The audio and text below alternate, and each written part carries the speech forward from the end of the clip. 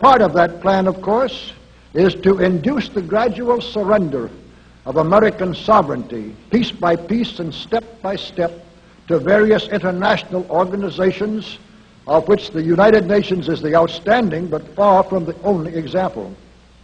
Now, here are the aims for the United States. 1, greatly expanded government spending for every conceivable means of getting rid of ever larger sums of American money as wastefully as possible. 2, higher and then much higher taxes. 3, an increasingly unbalanced budget despite the higher taxes. 4, wild inflation of our currency. 5, government controls of prices, wages, and materials, supposedly to combat inflation. 6, greatly increased socialistic controls over every operation of our economy and every activity of our daily lives. This is to be accompanied, naturally and automatically, by a correspondingly huge increase in the size of our bureaucracy and in both the cost and reach of our domestic government. 7, far more centralization of power in Washington and the practical elimination of our state lines. There is a many-faceted drive at work to have our state lines eventually mean no more within the nation than our county lines do now within the states. 8, the steady advance of federal aid to and control over our educational system, leading to complete federalization of our public education. 9, a constant hammering into the American consciousness of the horror of modern warfare, the beauties and the absolute necessity of peace. Peace always on communist terms, of course. And 10, the consequent willingness of the American people to allow the steps of appeasement by our government which amount to a piecemeal surrender of the rest of the free world and of the United States itself.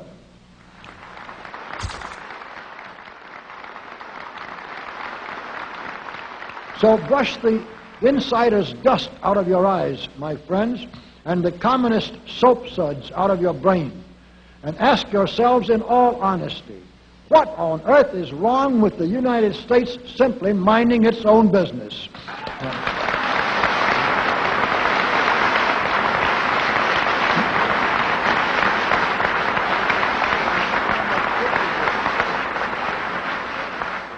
Or with having its foreign policy function primarily for the safety and benefit of the American people.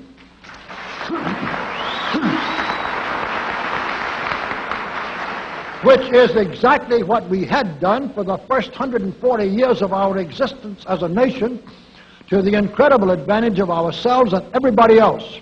Everybody, that is, except a numerically small clique of power-lusting conspirators who had somehow inflicted themselves on a gullible world.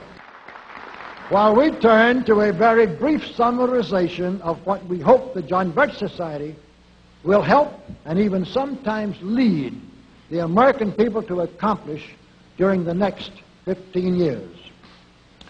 1, our first and most important specific undertaking should be to restore the complete independence of the United States.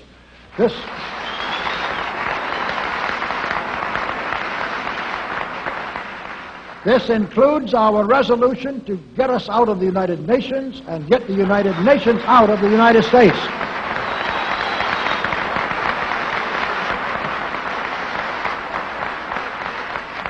2, we must once again make our money freely redeemable in gold at some realistic price.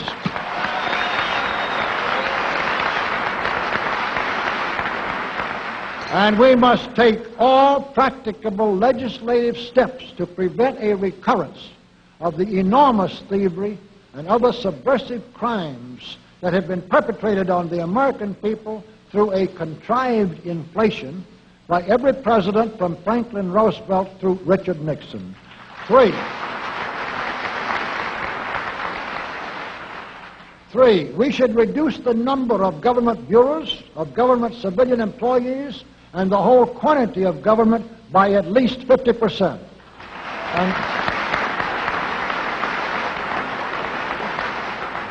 And we should achieve at least this much reduction in proper fashion through gradually convincing a majority of the American people of the wisdom of such a course. 4, we should withdraw all American troops from every spot on earth that is not American soil, except when and where such troops may be required as decided by Congress to protect American lives and property from criminal vandalism.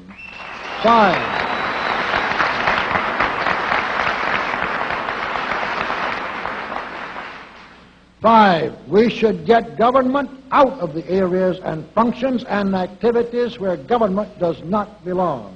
Again, all steps to this end should be taken gradually, but nevertheless just as rapidly as enough of the American people can be persuaded to support such progress.